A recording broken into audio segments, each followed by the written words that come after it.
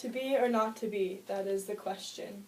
Whether 'tis nobler in the mind to suffer the slings and arrows of outrageous fortune, or to take arms against the sea of troubles and, by opposing end them, to die, to sleep no more, and by a sleep to say we end the heartache and the thousand natural shocks that flesh is heir to.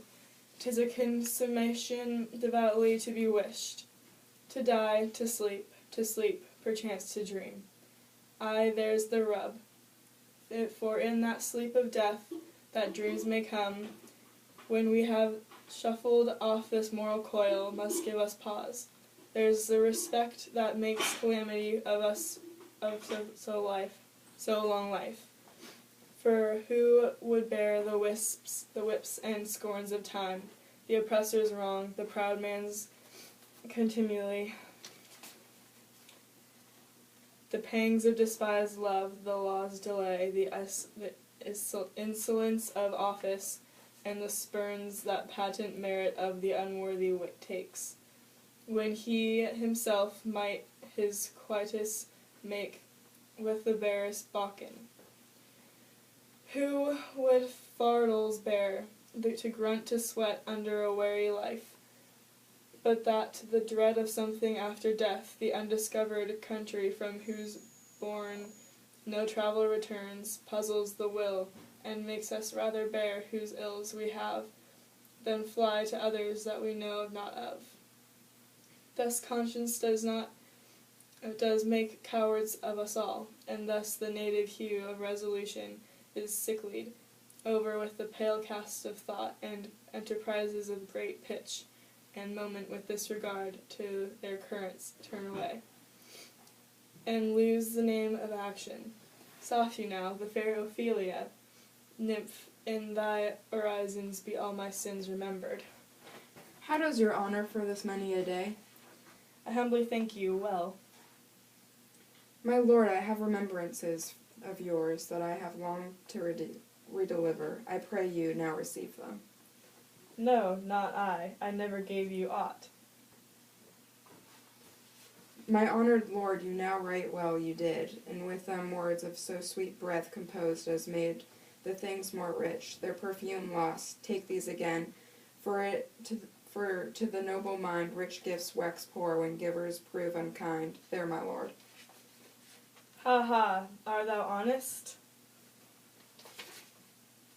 My lord? Are you fair? What means your lordship? That if you be honest and fair, your honesty should admit no discourse to your beauty. Oh. Could beauty, my lord, have better commerce than with honesty? Aye, truly, for the power of beauty will sooner transform honesty from what is to bald than the force of honesty can translate beauty into his likeness. This was sometime a paradox, but now the time gives a proof. I did love you once. Indeed, my lord, you made me believe so. Should not have believed me, for virtue cannot so inoculate our old stock, but we shall relish of it. I loved you not. I was the more deceived. Get thee to a nunnery. Why wouldst thou be a breeder of sinners? I am myself indifferent of honest, but yet I could accuse me of such things that were better my mother had not borne me. I am very proud, revengeful, ambitious, with more offences at my beck than I have thoughts to put them in imagination, to give them shape, or time to act them in. What should such fellows as I do crawling between earth and heaven? We aren't knaves all. Believe none of us. Go thy ways to a nunnery. Where is your father? At home, my lord. Let the doors shut upon him, that he may play the fool nowhere but in his own house. Farewell. Oh, help him, you sweet heavens. If thou dost marry, I'll give thee plague for thy dowry. Be thou as chaste as ice, as pure as snow, and thou shalt not escape calamity. Get thee to a nunnery. Farewell, or if thou wilt needs marry a fool, for wise men know well enough what monsters you fake of them. Go to a nunnery, go, quickly do farewell. Heavenly powers restore him. I have heard of your paintings, too, well enough. God hath given you one face, and you shall make yourselves another. You jig and amble, and you list your nickname God's creatures, and make your wantonness your ignorance. To go, I'll know more on it. It'll half me mad. I'll say we will have no more marriage. Thou that are married already, all but no one shall live. The rest shall keep as they are. To a nunnery, go. Oh, what a noble mind is a hero here thrown. The courtiers, soldiers, scholars, eye, tongue, sword, the expectancy and rose of the fair state, the glass of fashion and the mold of form, the observed of all observers, quiet down.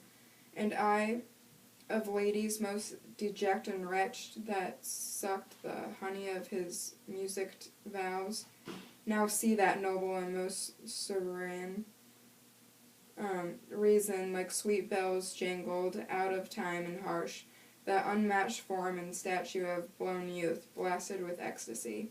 Oh, woe is me, to have seen what I have seen, see what I see.